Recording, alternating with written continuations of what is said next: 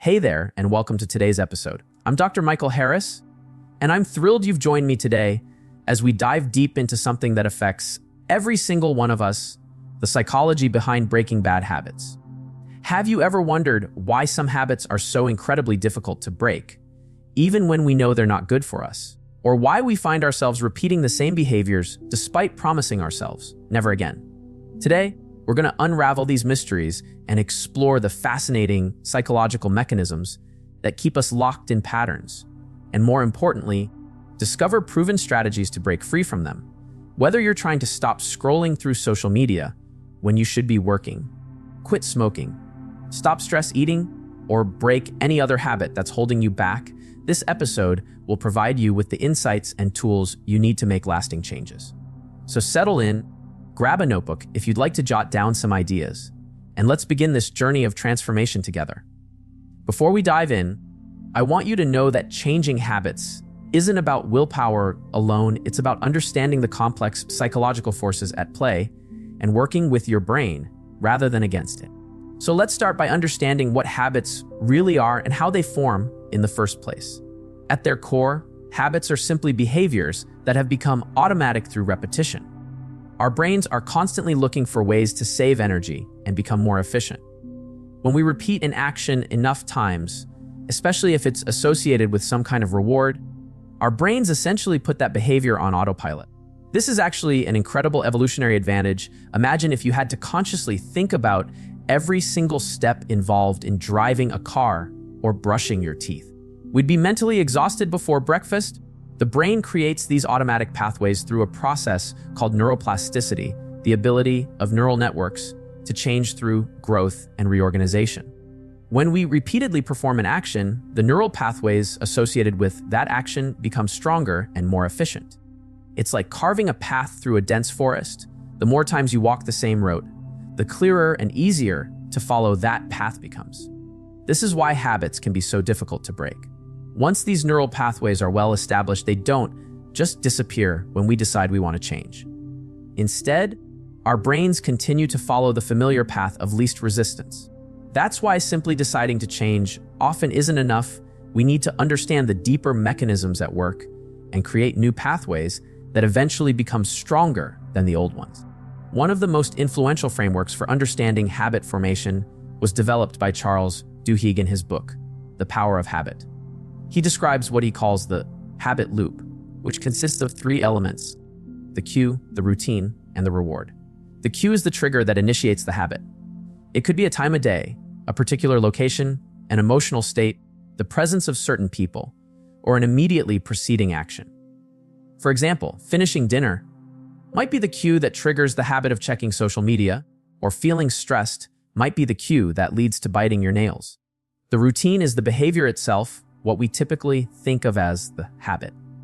This is the action that you perform almost automatically after encountering the cue. It's scrolling through Instagram, having that cigarette, or biting your nails. Finally, the reward is the payoff, the reason your brain decides this particular loop is worth remembering and repeating. The reward might be obvious, like the taste of chocolate or the nicotine hit from a cigarette. But often, the rewards are more subtle: the brief distraction from anxiety that nail biting provides, the dopamine hit from seeing notifications on social media, or simply the comfort of doing something familiar. Understanding this loop is crucial because it helps us see that habits aren't just behaviors, they're solutions to problems or responses to needs that our brain has identified. This is why simply trying to eliminate a bad habit often doesn't work. The habit is serving some purpose, meeting some need, and unless we address that underlying need, the habit will likely persist or be replaced by another potentially problematic behavior. Take the example of someone who checks social media compulsively during work hours. The cue might be boredom or a challenging task that creates anxiety. The routine is opening the social media app and scrolling. And the reward: it could be the brief relief from boredom, the distraction from anxiety, or the small dopamine hits from seeing new content or receiving likes on previous posts. If this person simply tries to quit social media cold turkey without addressing the underlying needs for stimulation or stress relief, they're likely to struggle. Either they'll eventually return to social media, or they might develop a different habit that serves the same purpose, perhaps snacking, or chatting with colleagues, or finding other digital distractions. Another critical aspect of habits that's often overlooked is the role of identity. In his book, Atomic Habits, James Clear argues that the most effective way to change your habits is to focus not on what you want to achieve, but on who you wish to become. He writes, "The ultimate form of intrinsic motivation is when a habit becomes part of your identity." This makes intuitive sense. If you see yourself as a smoker trying to quit, the very framing suggests that being a smoker is your natural state, and quitting is an effortful deviation from that identity. On the other hand, if you begin to think of yourself as a non-smoker, or even someone who values clean air and healthy lungs, then smoking becomes inconsistent with your identity. Each smoke-free day isn't an exercise in deprivation, but an affirmation of who you really are. This identity-based approach to habit change can be incredibly powerful because it aligns your deepest motivations with your desired behaviors. When you make choices based on the type of person you want to be, the individual decisions become much easier because they're congruent with your self-image. It's not about forcing yourself to do something difficult, it's about acting in accordance with your true self. Now that we've explored the fundamental psychology of habits, let's look at why certain habits, particularly those we consider bad, can be so resistant to change. One crucial factor is the timing of rewards. Our brains are much more strongly influenced by immediate rewards than delayed ones, a phenomenon known as temporal discounting or present bias. This creates a significant challenge when trying to break bad habits because many problematic behaviors offer immediate rewards while their costs are delayed. Think about unhealthy eating, for instance. The pleasure of eating that delicious chocolate cake is immediate and intense, while the health consequences are distant and abstract. Similarly, the relief from anxiety that comes with procrastination is immediate, while the stress of having to rush later is a future problem for future you to deal with. This asymmetry in timing creates a powerful bias toward maintaining habits that feel good in the moment, even when we intellectually know they're harmful in the long run. Our rational minds may understand the long-term consequences, but our emotional brains, which often drive our automatic behaviors, are primarily responsive to immediate outcomes. Another factor that makes breaking habits difficult is the role of stress and negative emotions. When we're stressed, anxious, tired, or emotionally depleted, our capacity for self-regulation diminishes significantly. This is often called ego depletion. In psychology, the idea that willpower is a limited resource that can be temporarily exhausted. While some recent research has questioned the strength of the ego depletion effect, there's still substantial evidence that stress and negative emotional states make us more likely to fall back on habitual behaviors, especially those that provide comfort or relief. This creates a vicious cycle. Stress triggers the bad habit, which might provide temporary relief, but often leads to more stress in the long run, which then triggers the habit again. Understanding these challenges is essential because it helps us develop more effective strategies for change. If we recognize that willpower alone is often insufficient, especially under stress, we can focus instead on environmental modifications, routine changes, and other approaches that don't rely solely on moment-to-moment self-control. Let's talk about another important concept in habit psychology: the difference between explicit and implicit processes in our minds. Explicit processes are conscious, deliberate, and require attention. When you're learning a new skill like driving a car, you're engaging primarily in explicit processing, consciously thinking about each step. Implicit processes, on the other hand, operate below the level of conscious awareness. They're automatic, efficient, and require minimal attention. Once driving becomes habitual, you can do it while carrying on a conversation or thinking about other things. That's implicit processing at work. The challenge with breaking bad habits is that they've typically moved from the explicit to the implicit system. They operate automatically, triggered by environmental cues we may not even consciously register. This is why simply deciding to change often isn't enough. The habit isn't primarily under the control of the decision-making, conscious part of your brain.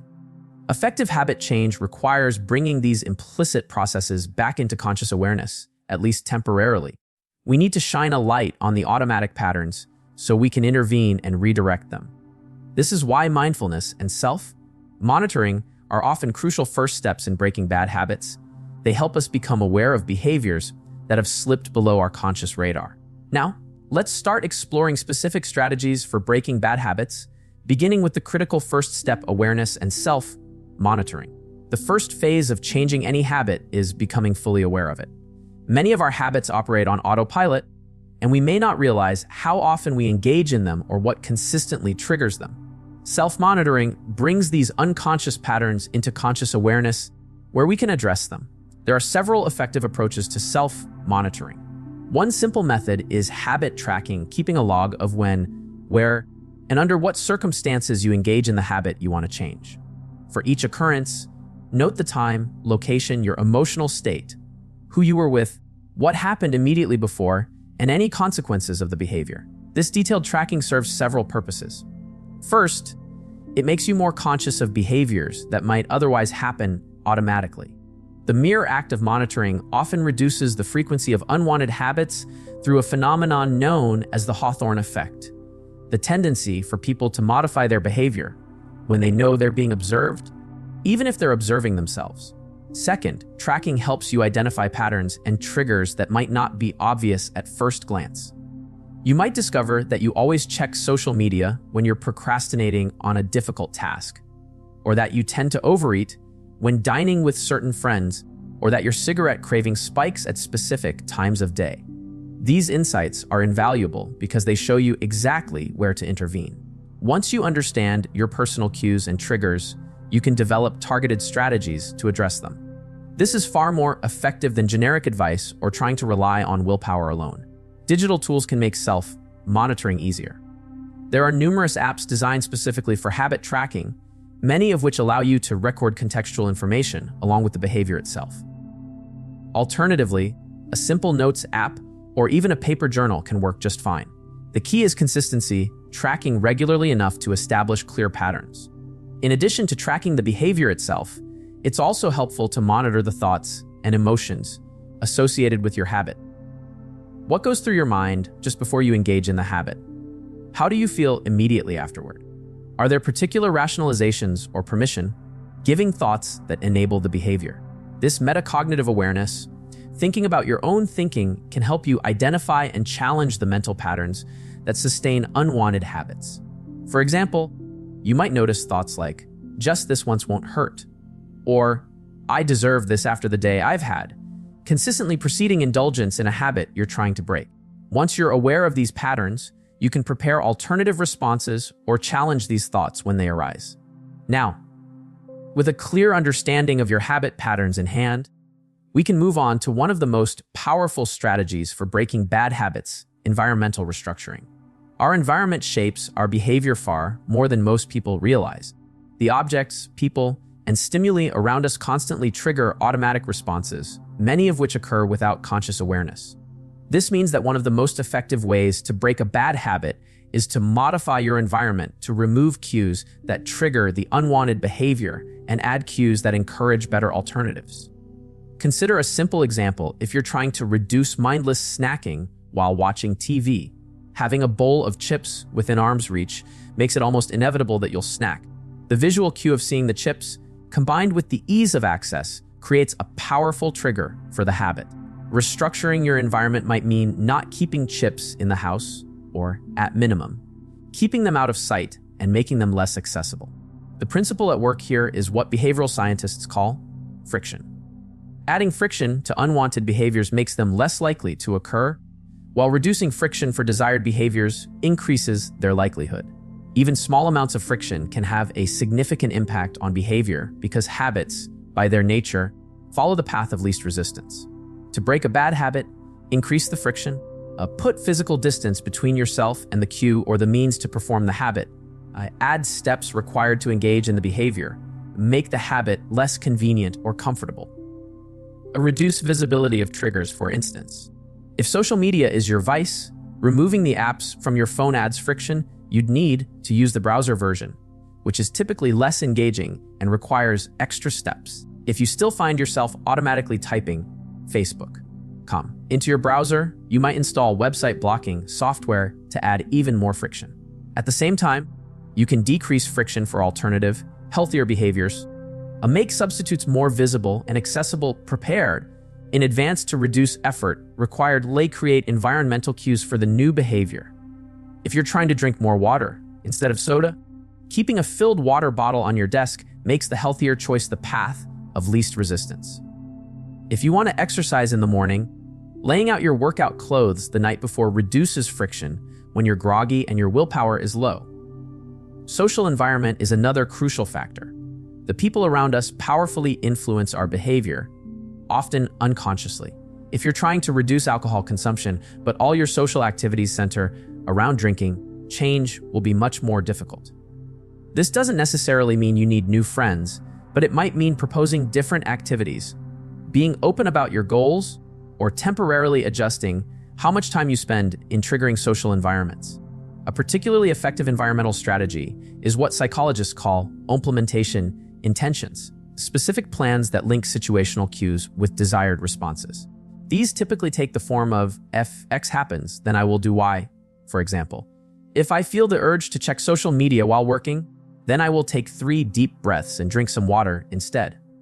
Implementation intentions work because they essentially program a specific response to a specific trigger, reducing the need for the moment decision-making. When the situation arises, the planned response comes to mind automatically, making it easier to override the habitual reaction. Now, let's talk about a fundamental principle in habit change substitution. Simply trying to eliminate a bad habit creates a vacuum which is uncomfortable and difficult to maintain. It's generally much more effective to replace the unwanted habit with a new, more beneficial behavior that satisfies the same underlying need. Remember that habits serve a purpose, they address some need or desire, even if in an ultimately unhelpful way. Identifying the function the habit serves is crucial for finding appropriate substitutes. Ask yourself, what need is this habit meeting? What benefit am I getting from it? Is it providing stimulation, relaxation, distraction, social connection, emotional regulation, or something else? Once you understand the underlying need, you can brainstorm alternative ways to meet it that don't have the drawbacks of your current habit. For example, lie. If you snack when bored, you need stimulation, try a quick walk, a puzzle, or a brief conversation instead. If you smoke to relax, you need stress relief, experiment with deep breathing, progressive muscle relaxation, or brief meditation. Lie. If you check social media for connection, you need social interaction, consider texting a friend, planning more in-person activities, or joining communities around your interests. The ideal substitute behavior should be 1. Accessible in the same situations as the original habit. 2. Capable of providing a similar type of satisfaction. 3. Healthier or more aligned with your goals. 4. Specific and concrete, not just do something else. It's also important to recognize that substitutes don't have to be perfect equivalents. Sometimes they're good enough, alternatives that help you get through the moment of craving or temptation. Over time, as new neural pathways strengthen, the substitute behavior can become your new automatic response to the triggering situation. One powerful substitution technique is the minimum viable effort approach. When you feel the urge to engage in an unwanted habit, commit to doing the smallest possible version of a better alternative. For instance, if you're craving social media but want to read more, don't pressure yourself to read for an hour. Just commit to reading a single page. Often, this small start overcomes the initial resistance, and you'll continue the better behavior beyond the minimum. Another effective approach is called urge surfing, developed by psychologist Alan Marlatt for addiction treatment. This technique involves mindfully observing your cravings or urges without acting on them, much like a surfer rides a wave without being submerged by it. When you feel the impulse to engage in your habit, pause and 1. Notice where in your body you feel the urge and what sensations are present too. Observe these sensations with curiosity rather than judgment. 3. Remember that urges are temporary, they rise, peak, and eventually subside. 4. Focus on your breathing as you allow the urge to be present without acting on it. With practice, urge surfing helps you develop the capacity to experience cravings without automatically yielding to them. It creates a space between stimulus and response where you can choose a different action. This skill is valuable not just for breaking the specific habit you're working on, but for developing greater self-regulation in general. Let's now explore the critical role of rewards in habit change. As we discussed earlier, habits persist largely because they're rewarding in some way. To successfully break a bad habit, you need to understand and address the reward component of the habit loop. One approach is to find ways to make the new, desired behaviors more immediately rewarding. Our brains are strongly biased toward immediate rewards over delayed benefits, so creating short-term positive feedback for good habits can dramatically increase the likelihood they'll stick. There are several effective strategies for this. Pair the new behavior with something you enjoy. This is sometimes called temptation bundling, a term coined by behavioral economist Catherine Milkman. It involves allowing yourself to do something you love only while engaging in the behavior you're trying to establish.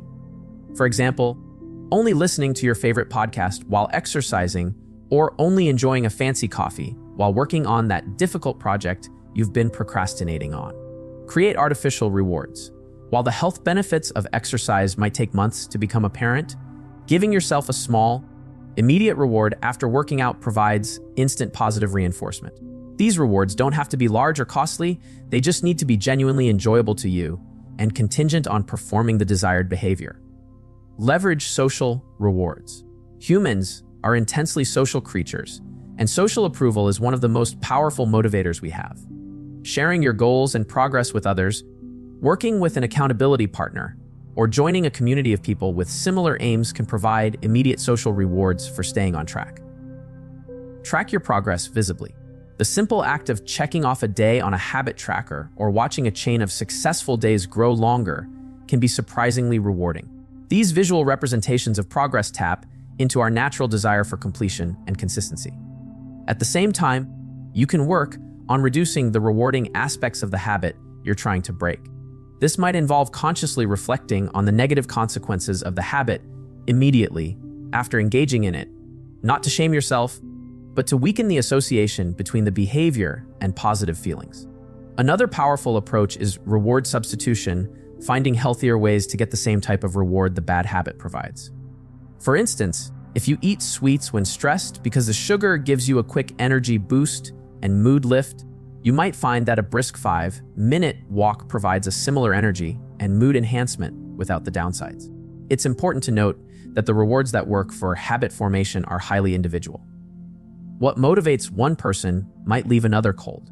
Experiment with different types of rewards to find what genuinely motivates you.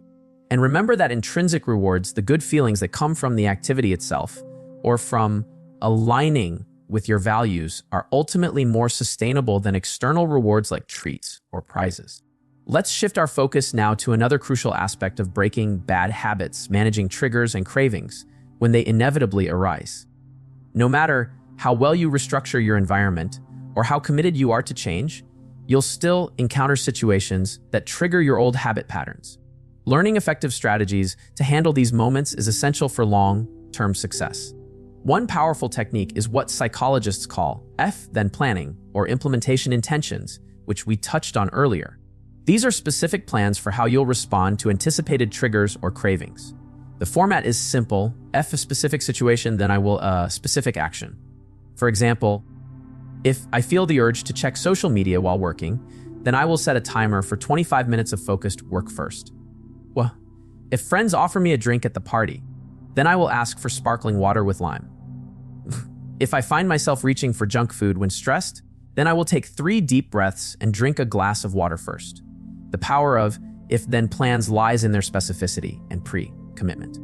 By deciding in advance exactly how you'll handle triggering situations, you reduce the need for the moment willpower and decision-making, which are often compromised when cravings hit. Another effective approach is the urge surfing technique we discussed earlier. When a craving strikes, instead of immediately trying to suppress it, which often backfires or giving into it, you mindfully observe the craving with curious detachment. Notice the physical sensations, the thoughts that arise, and remind yourself that cravings are temporary states. They will pass whether or not you act on them. Delaying tactics can also be remarkably effective. When you feel the impulse to engage in your habit, commit to waiting just 10 minutes before deciding whether to proceed. Often, the intensity of the urge will diminish during this waiting period, making it easier to choose an alternative behavior. This 10-minute rule creates a buffer between impulse and action where more rational thinking can prevail. Distraction is another valid strategy, particularly for intense, short-lived cravings. Engaging in and absorbing activity something that requires concentration, and preferably uses different mental or physical channels, then the craving can help you ride out the difficult moment. The key is choosing distractions that are readily available in your typical triggering situations. It's also helpful to develop personalized coping statements, brief, meaningful phrases you can repeat to yourself when struggling with a craving.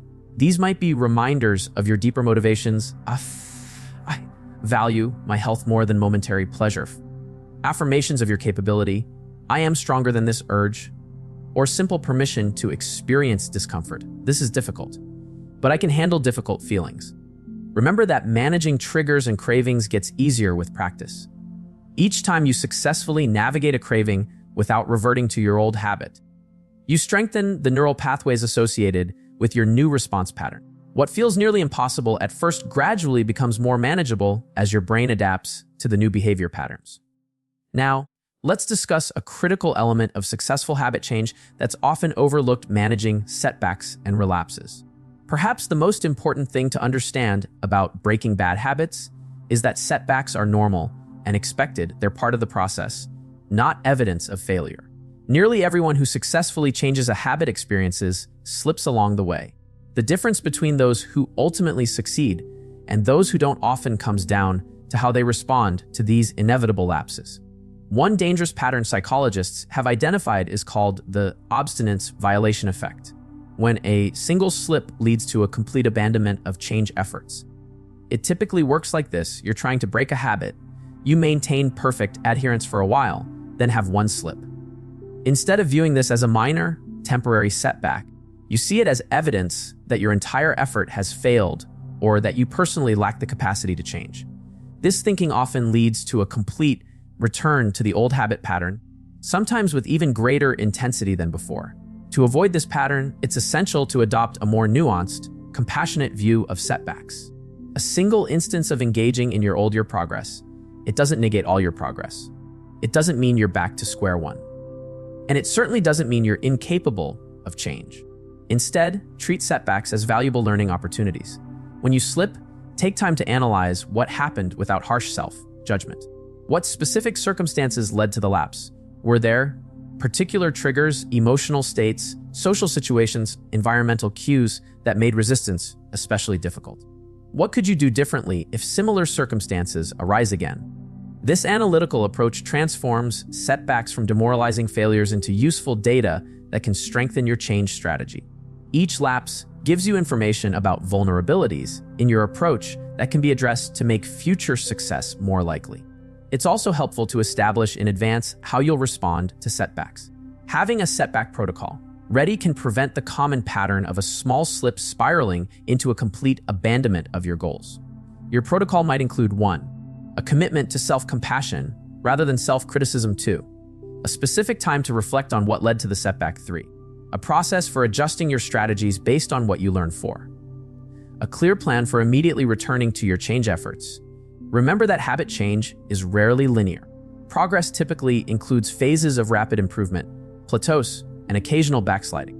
This pattern is so common that it's useful to expect it rather than being surprised or discouraged when it occurs.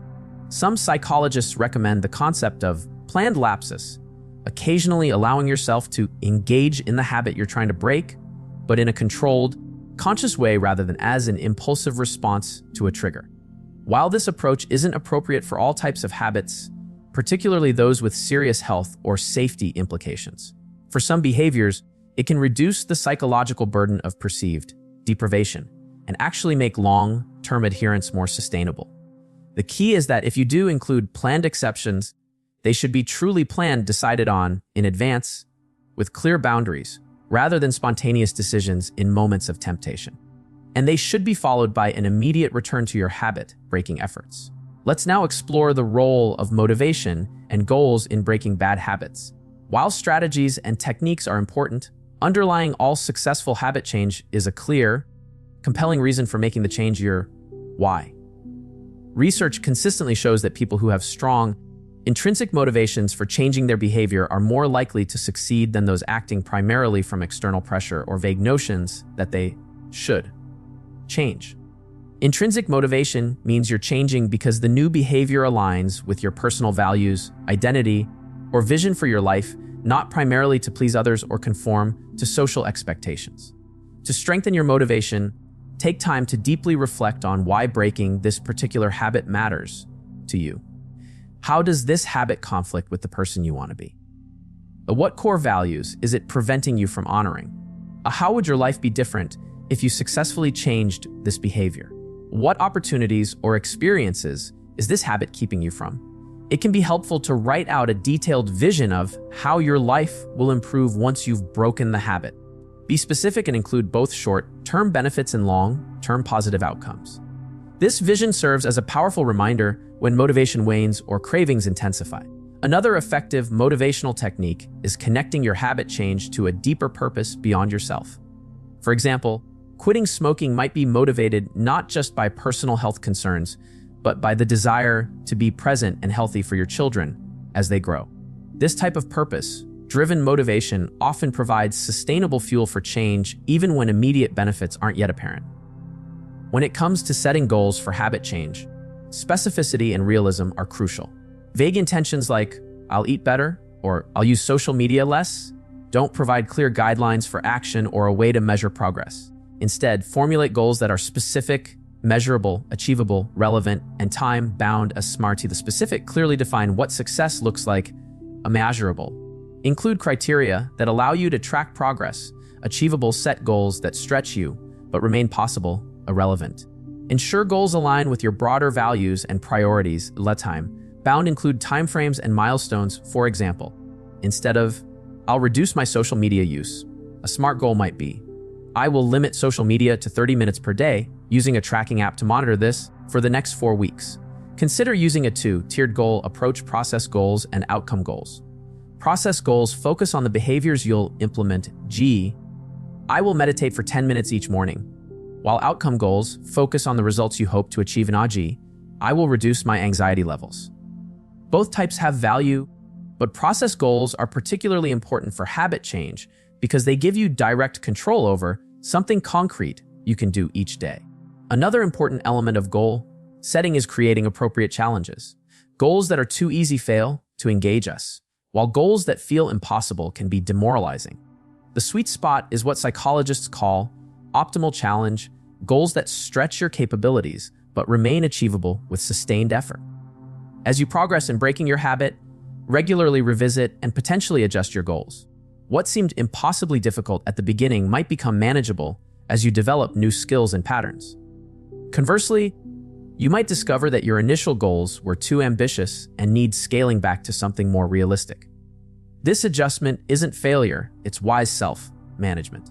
Let's now discuss a crucial but often overlooked aspect of breaking bad habits: the role of stress management and emotional regulation. Stress is one of the most common triggers for relapse into old habits. When we're under significant stress, our capacity for self-regulation diminishes, and we're much more likely to fall back on familiar, automatic behaviors, even those we're actively trying to change.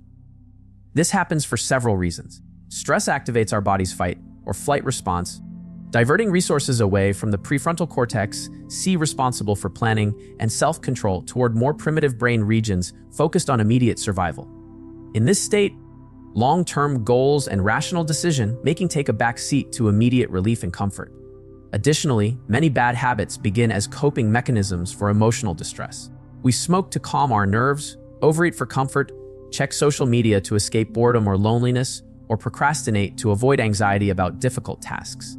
If we don't develop alternative ways to manage these emotional states, the original habits will continue to exert a powerful pull, especially during stressful periods.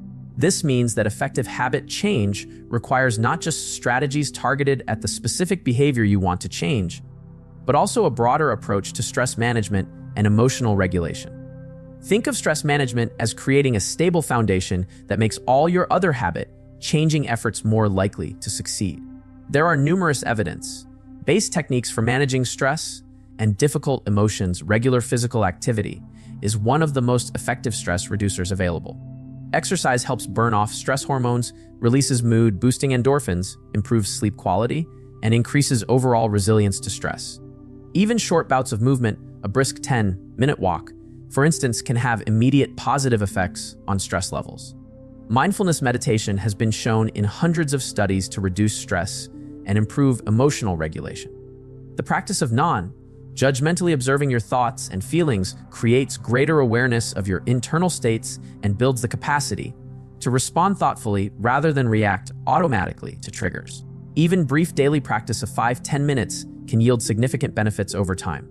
Deep breathing exercises directly counter the physiological stress response by activating the parasympathetic nervous system, the body's rest and digest mode. Simple techniques like box breathing as inhale for a count of 4, hold for 4, exhale for 4, hold for 4, 8, or 4, 7, 8 breathing as inhale for 4, hold for 7, exhale for 8 can quickly reduce physical tension and emotional reactivity. Cognitive reframing involves identifying and challenging stress, inducing thought patterns. Many of our stress responses are triggered not by situations themselves, but by our interpretations of those situations. Learning to recognize catastrophic thinking, black and white perspectives, or unfounded assumptions helps reduce unnecessary emotional distress. Social connection is another powerful buffer against stress. Quality time with supportive friends and family provides emotional regulation through co-regulation, the natural human tendency to synchronize emotional states with those around us. When we're with calm, supportive people, their steady presence helps modulate our own emotional reactions. Adequate sleep is fundamental to stress management and self-regulation. Sleep deprivation impairs the prefrontal cortex, reducing our capacity for rational decision, making and impulse control, while simultaneously amplifying the brain's response to stressors and rewards. Prioritizing good sleep hygiene can dramatically improve your ability to maintain new habits. In addition to these general stress management approaches, it's valuable to develop specific strategies for the emotional states that most commonly trigger your particular habit. For example, if you tend to procrastinate when feeling overwhelmed, you might develop a routine of breaking tasks into smaller, more manageable pieces. If you overeat when sad or lonely, you might create a list of alternative comfort activities that don't involve food. The goal isn't to eliminate stress or difficult emotions entirely. That's neither possible nor desirable. Rather, the aim is to develop a diverse toolkit of healthy responses to these inevitable experiences, so that your old habit is no longer your primary or automatic coping mechanism. Now, let's bring all these strategies together and talk about creating a comprehensive plan for breaking bad habits. While we've explored many different approaches, the most effective habit change typically combines multiple strategies tailored to your specific situation. Your comprehensive plan should include elements that address each component of the habit loop, the cue, the routine, and the reward, as well as strategies for maintaining motivation, managing setbacks, and building supporting habits. Start by clearly defining the habit you want to change and your motivation for changing it. Be specific about what success looks like and why it matters to you personally. Connect this change to your core values and identity, who you want to be, not just what you want to do. Next, based on your self-monitoring insights, identify the primary cues or triggers for your habit. For each major trigger, develop a specific strategy. This might include environmental modifications to remove or reduce exposure to the trigger with implementation intentions. Then plans. For how you'll respond when the trigger occurs, substitute behaviors that meet the same underlying need in a healthier way. Stress management techniques specifically targeted to emotional triggers. Then, consider the reward component. Identify ways to make alternative behaviors more immediately rewarding, create artificial rewards for sticking to your new patterns. Reduce the rewarding aspects of the old habit. Remind yourself of the long-term benefits of change. Your plan should also include strategies for preventing and managing setbacks. While identify high-risk situations where relapse is more likely and develop specific plans for these situations. Create a setback protocol that outlines exactly how you'll respond if you slip. Establish accountability and support through trusted friends, family, or professionals. Schedule regular reviews of your progress and adjustments to your approach as needed. Remember that different strategies work better at different stages of habit change. In the early stages, environmental restructuring and substitute behaviors may be most important as you break the automatic cue response pattern. Later, as new patterns become established, focusing on identity reinforcement and integrating the new behaviors into your lifestyle takes precedence. It's also helpful to think in terms of progressive milestones rather than all or nothing achievement. What does success look like after 1 week? After 1 month? After 6 months?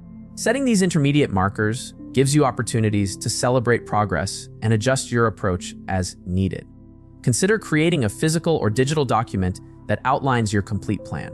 Having your strategies, motivations, and contingency plans in writing makes them more concrete and provides a reference you can return to when challenges arise.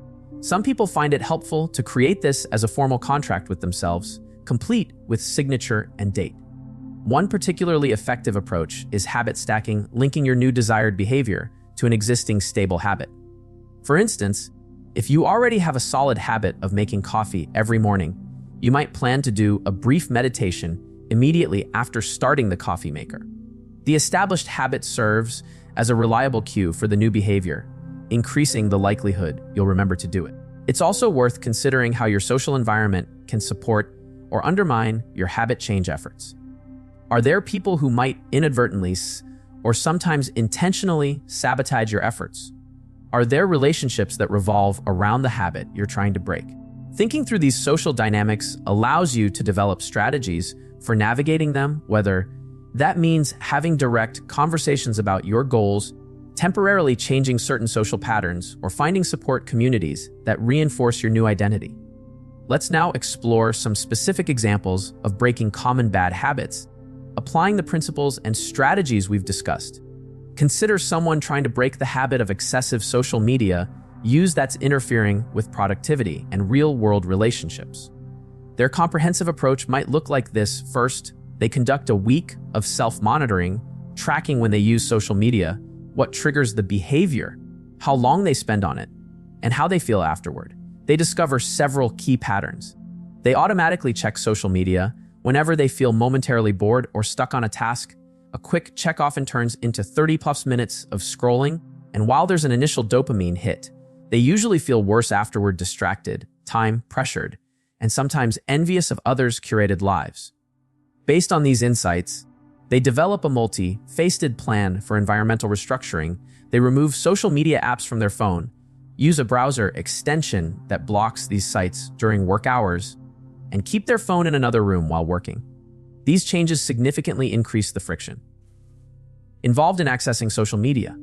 For trigger management, they create implementation intentions for their most common triggers. If I feel bored, I'll take a short walk instead of checking social media.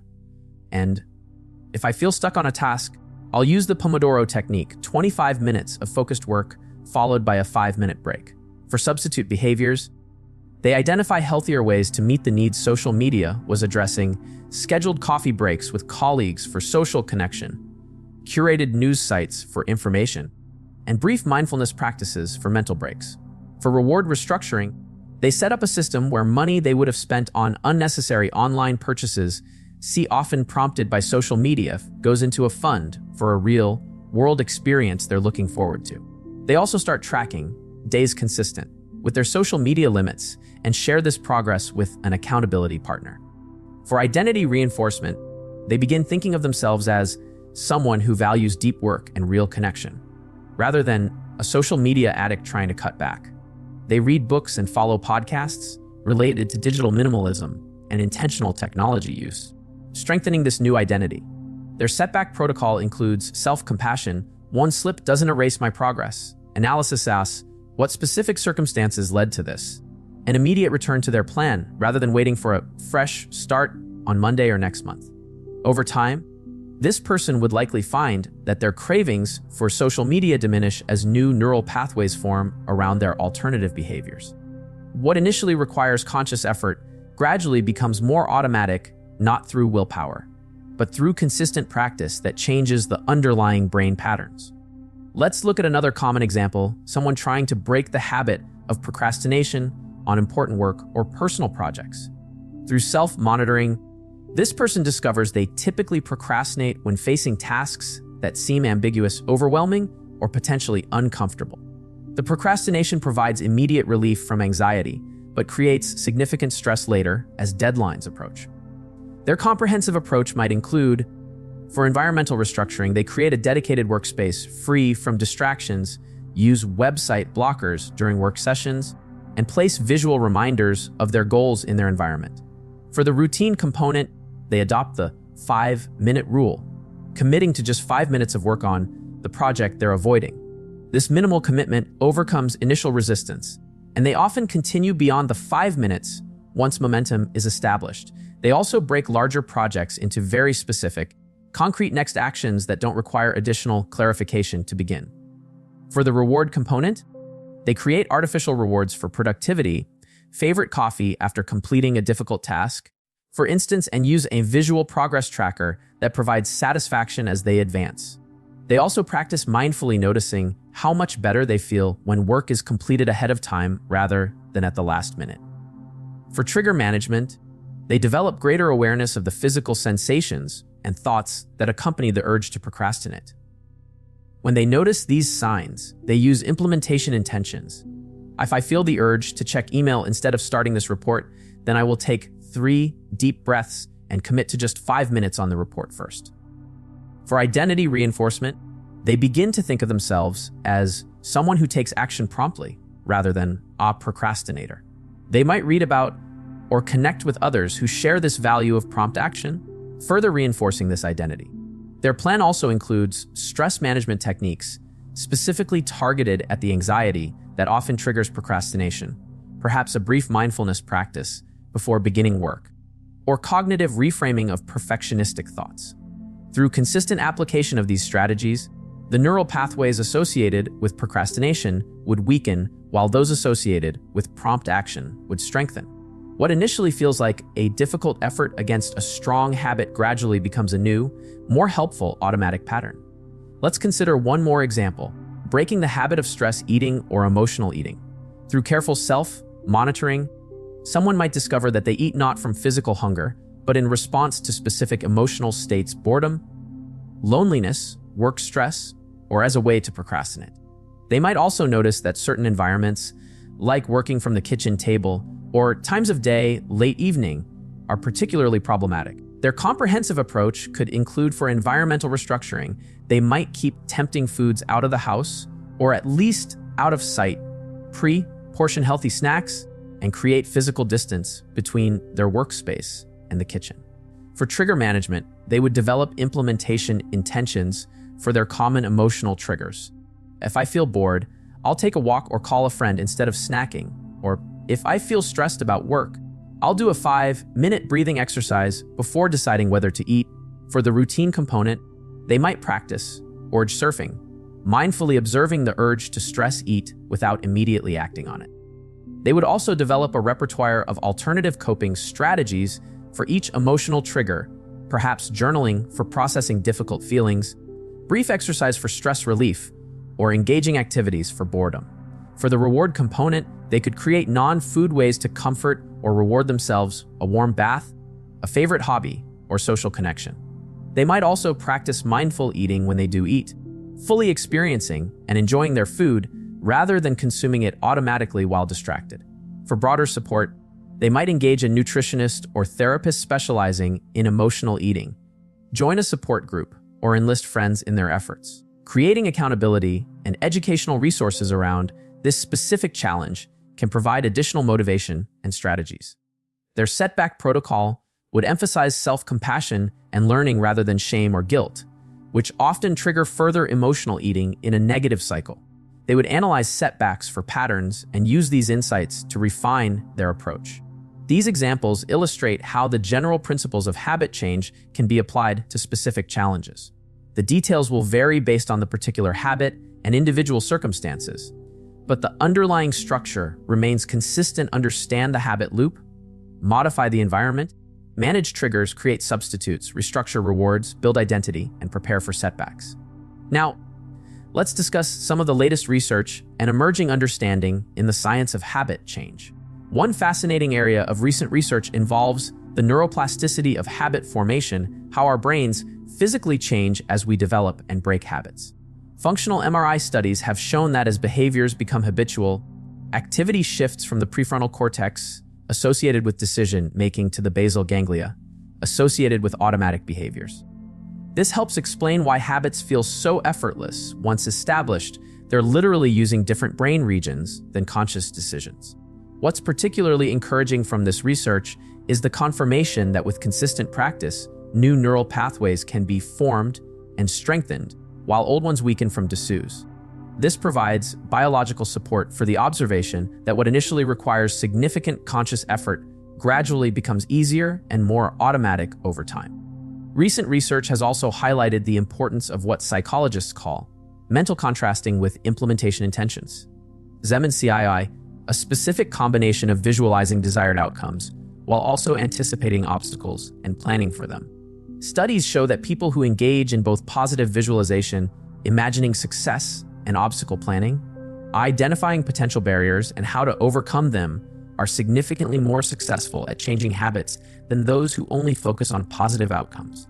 Another emerging area is the role of sleep in habit formation and change.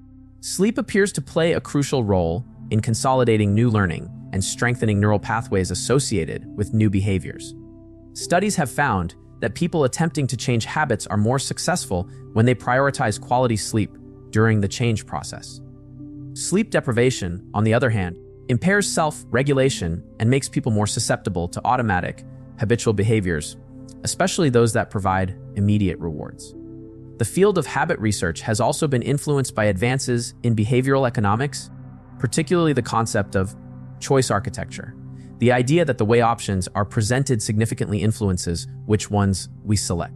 While much of this research has focused on public policy and organizational design, the principles can be applied to personal habit change by intentionally structuring your environment to make better choices more obvious, accessible, and attractive. Timing also appears to play an important role in habit formation. Recent research suggests that habit change may be more successful during naturally occurring fresh start periods, times that feel like new beginnings, such as the start of a new year, month, week, or after a major life change like moving or starting a new job. These temporal landmarks create psychological separation from our past selves, making it easier to envision and enact change. Additionally, there's growing evidence for the small wins approach to habit change, the idea that tiny, consistent improvements compound over time to create significant change. This aligns with James Clear's concept of atomic habits, the notion that improvements of just 1% consistently applied can yield remarkable results through the power of compounding. For example, if you improve by just 1% each day for a year, you'll end up 37 times better by the end of the year due to the compounding effect. This perspective encourages focusing on systems and tiny behaviors rather than overwhelming outcome goals. Research on habit formation has also highlighted the importance of consistency over intensity.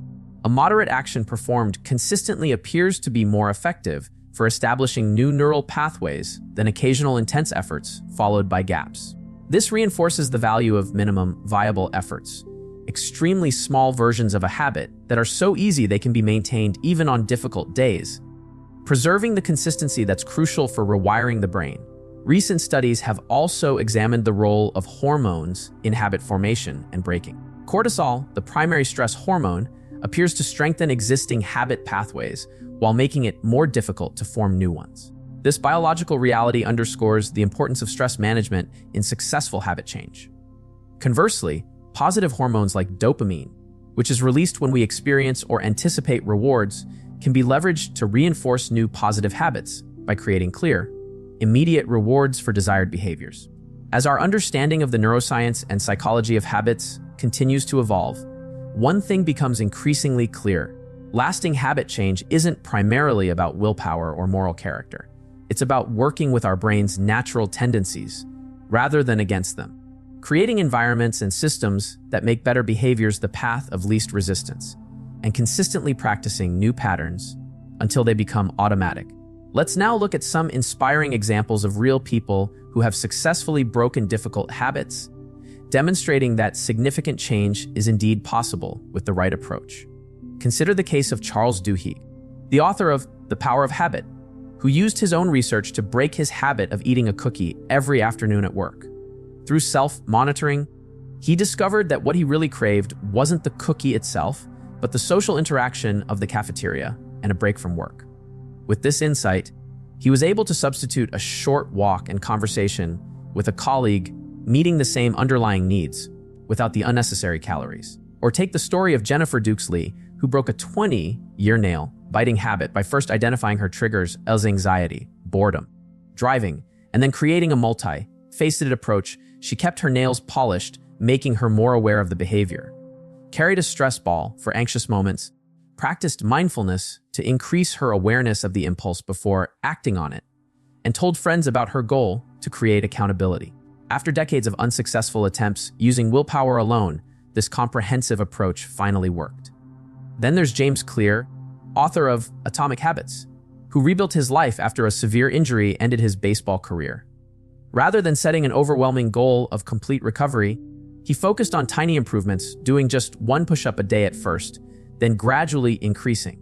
This small wins approach eventually led him to transform not just his physical health, but his entire life direction, demonstrating how focusing on systems rather than goals can create remarkable change. Another inspiring example is Nur, who went from being constantly distracted by technology to becoming an expert on building focus and breaking the habit of distraction. His approach centered on making distractions more difficult, removing social media apps from his phone, making focus easier, creating a distraction-free workspace, and using pre-commitments like website blockers to prevent giving into momentary impulses. He now teaches others these techniques through his book, Indistractable. These success stories share common elements that align with the principles we've discussed. They involve understanding the true function of the habit, modifying the environment, creating specific implementation plans, substituting healthier alternatives, building new identities, and consistently practicing until new neural pathways form. What's particularly encouraging about these examples is that they involve people breaking habits they had maintained for years or even decades. This demonstrates that no matter how ingrained a habit may be, change is possible with the right approach and consistent effort. As we bring our exploration of breaking bad habits to a close, let's summarize the key insights and principles that can guide your own habit change journey. First, understand that habits are not character flaws or moral failings. They're simply automated behavioral patterns your brain has developed to conserve energy and meet certain needs efficiently. This understanding removes unnecessary shame and places the focus where it belongs on practical strategies for rewiring neural pathways. Remember the fundamental structure of the habit loop: cue, routine, reward. Effective habit change requires addressing each component of this loop, not just trying to eliminate the behavior itself through willpower alone. Self-awareness is the essential first step. Through careful self-monitoring, you can identify the specific triggers, patterns, and rewards that maintain your habit. This information is the foundation for developing targeted strategies rather than generic approaches. Environmental design is often more powerful than momentary willpower. By restructuring your physical and social environment to remove cues for unwanted habits and add cues for desired alternatives, you can significantly reduce the effort required for change. Substitution is more effective than elimination. Rather than creating a vacuum by simply trying to stop a behavior, focus on developing specific alternative responses that address the same underlying needs in healthier ways. Implementation intentions specific, then, plans for how you'll respond to triggers create a bridge between good intentions and actual behavior change by programming your responses to challenging situations. Identity-based change is particularly powerful. Focus not just on what you want to do differently, but on who you want to become. When a behavior aligns with your sense of identity, it requires less effort and conscious control. Reward engineering can help overcome the bias toward immediate gratification. By creating artificial, short-term rewards for behaviors with delayed benefits, you make it easier for your brain's reward system to reinforce the right actions. Setbacks are a normal part of the process, not evidence of failure. Having a specific plan for how you'll respond to lapses prevents them from becoming complete relapses and turns them into valuable learning opportunities. Stress management is a crucial foundation for successful habit change. By developing effective ways to regulate emotions and manage stress, you reduce the likelihood of falling back on old habits during challenging times. Small, consistent actions are more powerful than occasional heroic efforts. The compound effect of tiny improvements consistently applied can create remarkable change over time through the rewiring of neural pathways. Breaking bad habits isn't easy. If it were, we'd all have perfect behaviors, but it is absolutely possible with the right understanding and approaches. The principles and strategies we've explored are supported by decades of psychological research and countless success stories of people who have transformed even deeply ingrained habits. As you apply these insights to your own habit challenges, remember to be patient and compassionate with yourself. Meaningful change takes time as new neural pathways form and strengthen. What feels effortful and conscious at first gradually becomes more automatic with consistent practice. Also remember that you don't have to do this alone. Seeking support from friends, family, or professionals can provide accountability, encouragement, and additional perspectives that enhance your chances of success. I hope this exploration of the psychology behind breaking bad habits has provided you with both inspiration and practical tools for your own journey of change. Remember that each small victory reinforces your capacity for growth and self-direction. Each time you successfully respond to a trigger with a new behavior, you're not just addressing a specific habit, you're strengthening your overall ability to shape your life intentionally rather than reactively. Thank you for joining me for this in-depth look at the fascinating psychology of habits. If you found this episode helpful, I'd love it if you could take a moment to hit the like button, subscribe to the channel for more psychology insights, and share your thoughts or questions in the comments below. Your engagement helps this channel grow and reach more people who might benefit from this information. Until next time, I'm Dr. Michael Harris, wishing you success on your journey toward healthier habits and a more intentional life.